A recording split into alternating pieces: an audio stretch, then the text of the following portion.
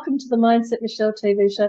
We're so super excited for you to be joining us for yet another incredible show with today's extra special guest, the fabulous Yvonne Coburn. Hello, Yvonne. Hello, Michelle. Lovely to be here. It's so wonderful to have you on the show. And for those of you who aren't quite as aware of Yvonne's work, Yvonne is the CEO of the Creating We Institute. She's an executive coach and a leadership development specialist. She has done so many incredible things with organisations like the University of Sydney and KPMG, and also more recently with Palliative Care Australia. I know I said palliative Care Australia. I shouldn't laugh. Yvonne, how on earth did you come to be doing so much incredible work in that leadership and coaching and development space? Thanks, Michelle. Well, I guess to answer your question, really, my whole life has been leading me to this direction. I started off as a lawyer, really wanting to work in the family law area to really help others, and moved for a period into local government, again as a politician, to try and change the lives of others. And for more than 12 years now, I've been an executive leadership coach. And it's really been about empowering other people, helping people find their greatness, helping people find their leadership skills, helping them understand what their unique journey is all about. So it's been a kind of natural move in that direction. Very recently, I was appointed as the National Champion for Palliative Care Australia. And that really came about because 4 years ago, my mother passed away, and I was actually really quite distressed about, I guess, the lack of clarity for me around what was available in palliative care. And I made a promise at that time that I would do whatever I could to bring my leadership skills to really help others who were affected the way that I was. And so recently I was appointed a National Champion for Palliative Care Australia to be able to really provide some information and guidance and policy advice to others. Wow, what an interesting and courageous background. You know, working as a lawyer, and I imagine being a successful lawyer with quite a lucrative career, and I wouldn't say easy, but a more comfortable way of living, I guess, than being a politician, because being a politician, I know many people might think it's quite glamorous in some ways, but it's also a lot of hard work and quite ruthless and nasty at times. All the way, it's kind of like the opposite of moving into the leadership and the empowerment space, and now really championing causes like palliative care and being the national champion for them. Yvonne, do you think you've also always had, I mean, starting your career in the early days as a lawyer, do you think you've kind of always had this calling to support others, or the underdog even, maybe? Yes, definitely. It has been a calling.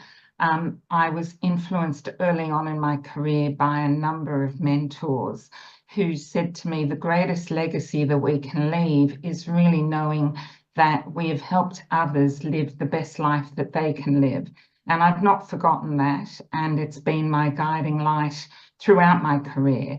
It's all about how do we actually help this world become a better place. And so whatever I can do in terms of bringing compassion and understanding to that is what I'm really guided and motivated by.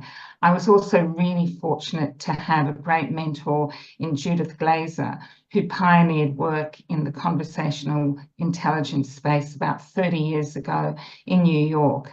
And her premise was the quality of our conversations really enhances relationships. It builds connections, it builds trust, and it changes the world.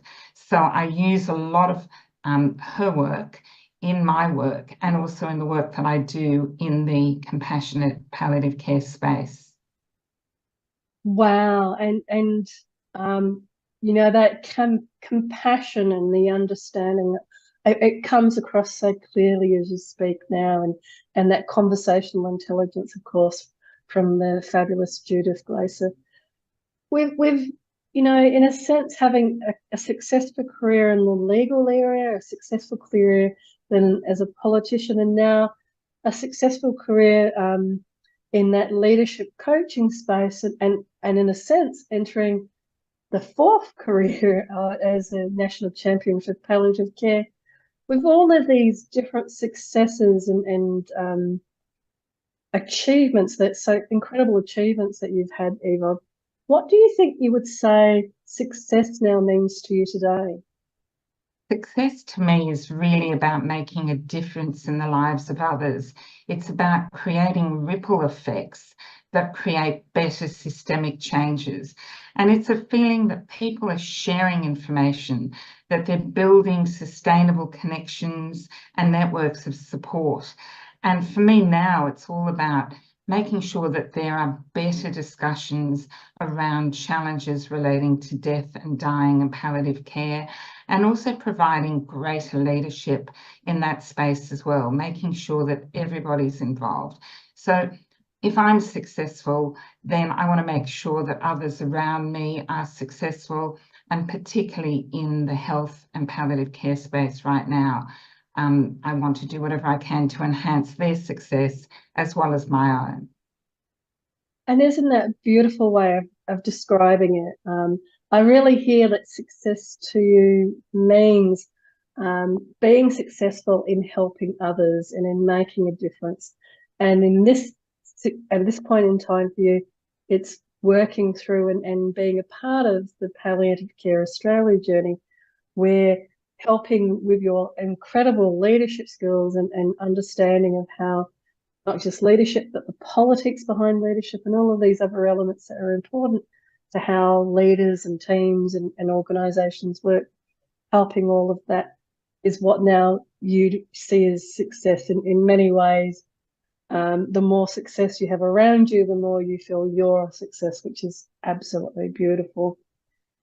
Given that, you're on to your third, some could even say your fourth career in a way, what do you think are some of the suggestions that you have for people around how they can create some of the habits or the tools or the tips even for creating a successful mindset? Thanks, Michelle.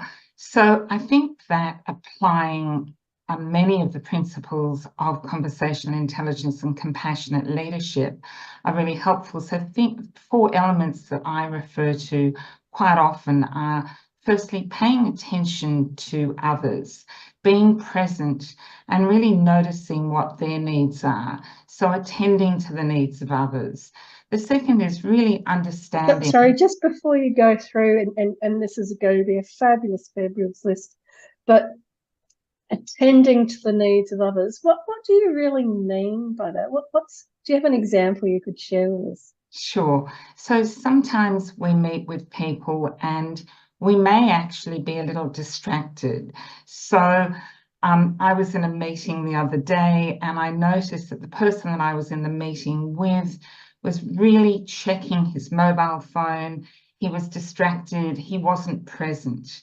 And so I actually said in that meeting, I think it would be a really good idea if all mobile phones were switched off, and we can actually really be present to each other and have a much better understanding of what each of us is really looking for in this particular meeting. And that happens so often, in our corporate lives, in our family lives. There are so many distractions now.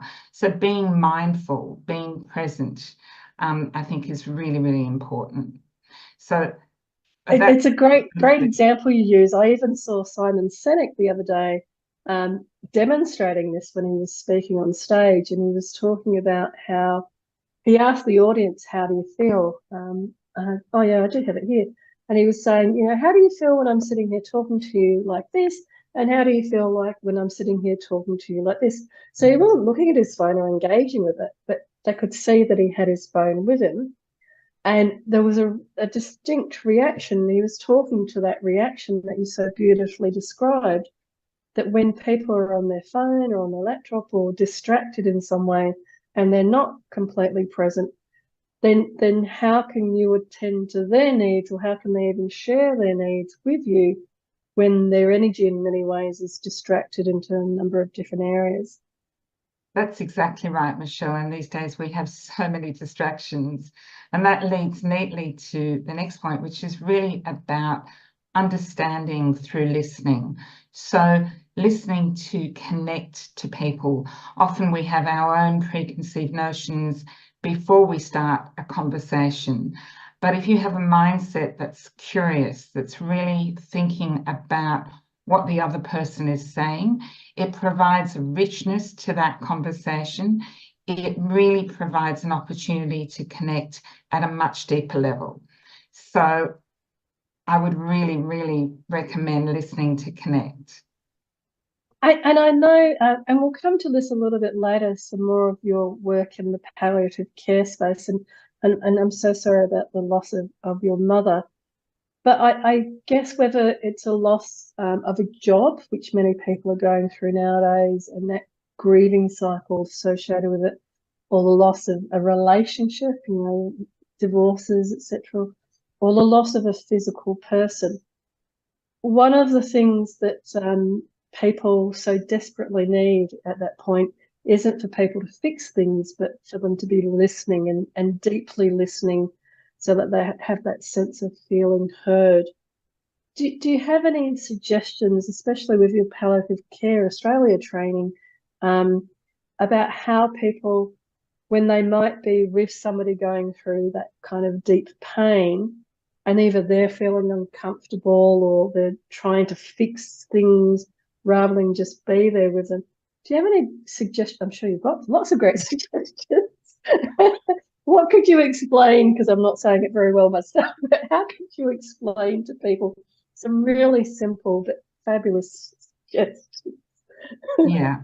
So it's true, Michelle. I mean, often when you are going through a palliative care situation or even in grief, the thing that people need the most is a supportive ear, someone that is empathetic, someone that is there to really mirror the other person's feelings.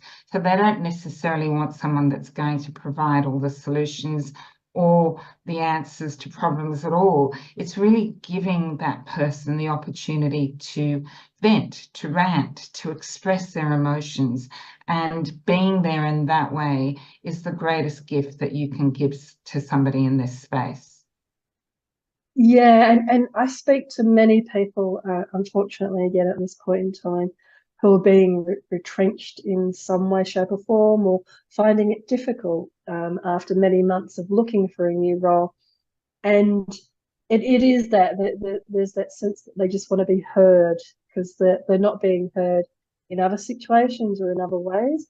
And it's not about fixing the situation for them. Do you think, though, with palliative care in particular, that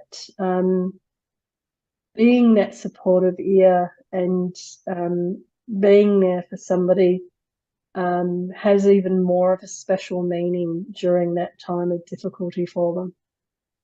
Yes, because often what happens when we are in a situation of extreme stress, grief, we have a reaction that is more of an amygdala reaction. We often go into freeze or flight or fright, and we're not able to really access, if you like, the prefrontal cortex of our brains, where we make the most effective decisions. When we're operating in that way, everything really shuts down. So having somebody that's going to provide a level of calm, somebody that is just there to listen and support, will actually help people make much better decisions in relation to their own lives or the lives of those that they're caring for.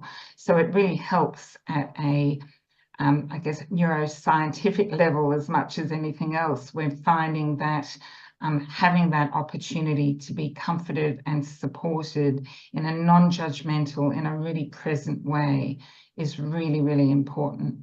And It's also about building connections with each other. So how do we do that? How do we actually build trust with each other? And that's often about being really transparent. It's about thinking about the relationship that we're forming with the other person, understanding the other person, sharing stories with the other person, and often testing assumptions as well. I really like that point about building those connections, because I recognize in my own life and with clients that we work with, when they're walking through those difficult times and sharing the stories and sharing some very, very difficult stories about their lives in some way, that have, in a sense, that gold that you can see the resilience and the strength and the courage, but they're not necessarily in the space because they're in that fight or flight, so they don't see it within themselves at that point in time. So you're holding for them, and you're building that connection because you can see the beauty in them that they don't necessarily see at that point in time themselves. So I think that this is, really important and such gold for that person that you're supporting going through that palliative or deep challenge of some sort, is as actually somebody that just needs to feel felt and held and supported, and building those connections with them is gold for you. Because I years ago had somebody talk about emotions, and they talked about it as a bandwidth. And the more, in a strange way, but it seems to be true, the more you're kind of placed outside of your comfort zone and stretch that elastic band, then you kind of keep building your resilience and your ability to feel at a deeper and deeper level. And being with people in a palliative situation, or when they've gone through some sort of difficulty in their own lives or in your own lives, you being the one to share, I think that again builds that emotional and resilience elastic band in a way that really builds some of those strong building blocks for your ongoing success. It's true, Michelle. And just also in terms of creating an environment that's really supportive for families, carers, as well as the person going through palliative care, ensuring that we have better access to trained health support workers in this space. So for those carers to understand the importance of, I guess, shared empathy in a sense, and making sure that we bring the best leadership to those spaces, helping those teams understand, those teams of carers understand that they're all working for the same outcome, if you like, that they are aligned in their commitment to better palliative care, is a really important thing. And I think, the more that we can encourage our health system to support that kind of caring, the better it will be for all those affected. Yeah, my family in many ways use humor to deal with difficult situations. So we actually found it very funny when my mum was passing, and she was moved back home to spend her final days, and then she didn't die. And so because she didn't die, they came to take back her palliative bed and give her a normal bed. Now, this was, again, a highly stressful, everybody's, in that very much amygdala fight or flight state. And it just became funnier and funnier because we were holding the palliative care bed hostage until they gave us a bed of similar quality. But it got to that point where we were having insane conversations in stressful situations with those carers who wanted to do the right thing, but the system and the processes meant that we'd had the bed delivered. So of course we had to give up the bed that we already had, the palliative care bed we had. And again, they were quite confused when we said, well, no, we're not going to do that because we need to wait until you give us an equal bed, etc. We were making lots of jokes about it, but unfortunately, not everybody copes with things by having it as funny. And so especially today with so many other stresses that people face just in everyday life, supporting the staff and supporting the leaders with better training to understand, well, if situations like that and things happen, then you don't kind of keep putting the family in an adversarial fight situation. You go, oh, okay, this has happened, we'll fix it and we'll come back to you when it's fixed. Not argue with them about taking away the bed. Exactly. And, you know, there is a much higher risk of real conflict happening in that kind of stressful situation. So what can we do to support bringing that level of conflict down? You know, how do we act as a we to really support families, to actually create better conversations, to really help support them? And all of these compassionate leadership principles are really helpful around that too. So I'm finding that I'm able to incorporate, if you like, some of my professional work in this space to help change or make the systemic change that we need. And I think one of the important questions to ask somebody like yourself with such a wealth of skills and a toolkit bag that is full of, you know, fabulous ideas, because especially in the palliative space, but we could be talking about domestic violence or any kind of violence or this or that, a lot of really highly emotive areas that also, unfortunately, are typically under-resourced. So the people that are working in those fields may want to do the right thing and give us the right bit, but actually they you know, have got 20 people with just as urgent a problem. What sort of suggestions do you have for people, that especially people working in those types of spaces, but it could be anybody in a job now where half of their colleagues are actually fired and they're being asked to do that work as well?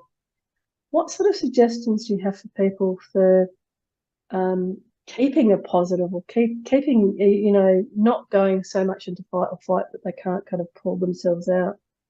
How can they empower themselves in those very difficult situations?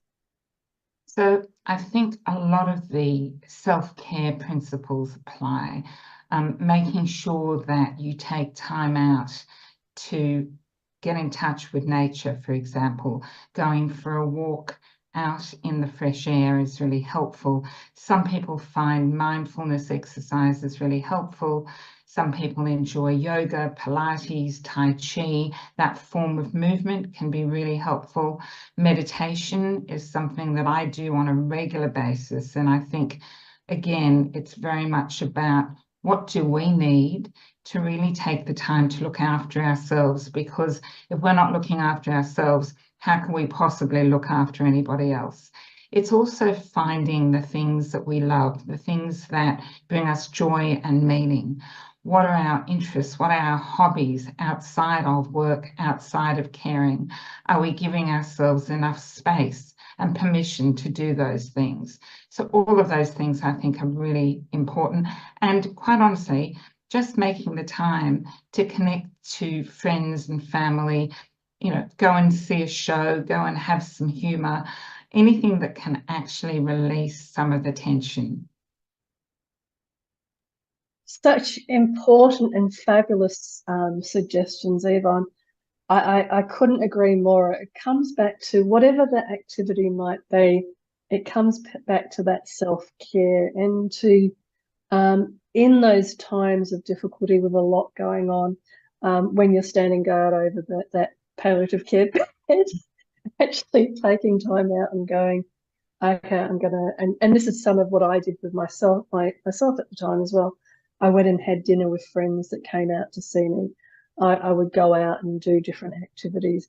I think that exactly what you described, the meditation, the mindfulness acts, going for a walk in nature, whatever it is, that finding out that what it is for you that can, in a sense, be like a reset button.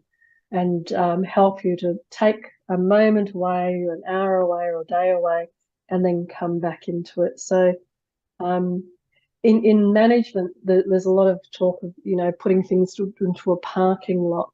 And I think that this concept's really good because it's not like you stop feeling the pain with the palliative care, but you can actually put it into a parking lot and go down to the beach to watch a sunset or a sunrise, just to kind of reconnect with that life in those very challenging times. And not everybody, I shouldn't say challenging times so much, but not everybody has that, but it is a time of great change. And so still taking that time out to kind of mark those times and mark those moments, I think can be really helpful. And I was just going to say, I keep noticing you've got that lovely orange heart on your jacket. What does that mean? Does it mean anything? Yes, so thanks for asking, Michelle. We have just launched this Orange Heart. Palliative Care Australia has launched it as part of Palliative Care Week. It's universally known as a symbol of care and friendship. It's orange because it's burning bright. It's reminding us of the need to connect with others, to share that friendship, to share that love with each other. So it's really heartwarming and encouraging, and I'm very excited about it. We recently had a screening of a film called Live the Life You Please, which is really an outstanding film that I would recommend everybody watch. Very much about how do we live our best lives and how do we actually access the best kind of palliative care that we possibly can. And so this heart was really very much about bringing that love and support to others. And we're actually creating amazing deaf cafes as well as part of this initiative. Wow, I love that. I've been joking, and I hope people realise I was actually very upset when my mum was dying. So the joking about the bed was just an example of my way of coping. But I love this concept. If there had been a deaf cafe around at the time, I would have been there as well, talking about the process with other people that were going through that process. I see, because I work in the technology space so much, I see how much people are wanting to reconnect to in person and be with others as they go through whatever stage of life journey that they're in. And so I think having a deaf cafe and deaf week and everything is, really powerful and very, very timely. And I actually like the orange because as soon as I started talking about sunrises and sunsets, and you mentioned it was orange, I was like, oh, yes, it reminds me of the sunrises and sunsets, which for me down the beach really connects back in that with that resetting my buttons and knowing that, whatever's going on, the sun will come up in the morning, and whatever's going on, the sunset will be absolutely beautiful again. It's true. Nature is a great healer, Michelle, and reminding ourselves of that is so important. And orange is also the color of creativity. So bringing a creative response to what can often be a very black and white and dull environment, but how do we actually engage in life in the face of death, actually? And there is so much more we could talk about, because there is so much life when you're in that death process and around that death process. But Yvonne, if people were wanting to find out more about deaf cafes and yourself and the leadership work that you're doing, what's the best way to get hold of you? Thanks, Michelle. Well, they can get hold of me through my LinkedIn account, but also my website, which is creatingwe.com.au. And I'd be more than happy to give them information about the deaf cafes and, in fact, all of the work that we're doing. Oh, wonderful. And given the topics that we've kind of spoken through today, and going back to the different careers and the different forms that you've success that you've had, Eva, I'm still fascinated by, if you were to give your younger self some advice, what might that advice be? So that's a really, really interesting question, Michelle, and I had to think long and hard about that. I think it's about really getting in touch early on with what your unique skills are.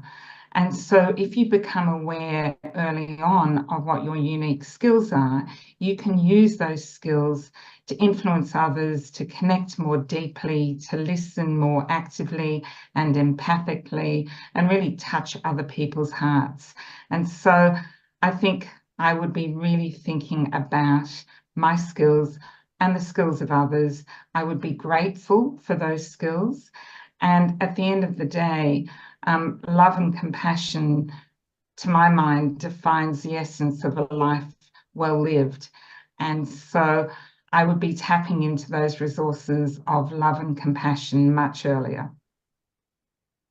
Wow, I really hear about the getting in touch earlier on with your unique skills and also that love and compassion. And as you were speaking, you just reminded me, while I was doing the research before you came on the show, I noticed that you were born in October as well, and you were also a Libran. And I thought, oh my God, no wonder I feel such compassion and love from you, because that star sign, and of course you're a lawyer to begin with, is very much about that scales of justice and empowering people and being very passionate in that space. Yvonne, it's been such an absolute honour and privilege to have you on the show today. I should tell you one other thing, Michelle, to make you smile. I was actually born on the same day as Gandhi. Oh, wow, even more so, even more channeling that fabulous, making a profound difference in the world energy. And I'm so sorry about the passing of your mother, but I'm also so grateful that it's led to you doing so much and being such an advocate in that palliative, that well-needed advocacy space for the palliative care programs. Thank you so much, Michelle. Really appreciate the opportunity to be on your show. Thank you, Yvonne. And to everybody that's been viewing today, I know that we've probably gone down a few more what could be triggering or difficult conversations for people. So if you do need help, then please do reach out to Beyond Blue and some of the other Lifeline, other calls that you can make to get support if you need it. And if you are going through some difficult times of your own palliative journey, then please do reach out to Yvonne and find out about those deaf cafes and more about Palliative Care Australia. But for now, thank you for tuning in again to another incredible show. And from my heart to your heart, be great, be fabulous, and be you.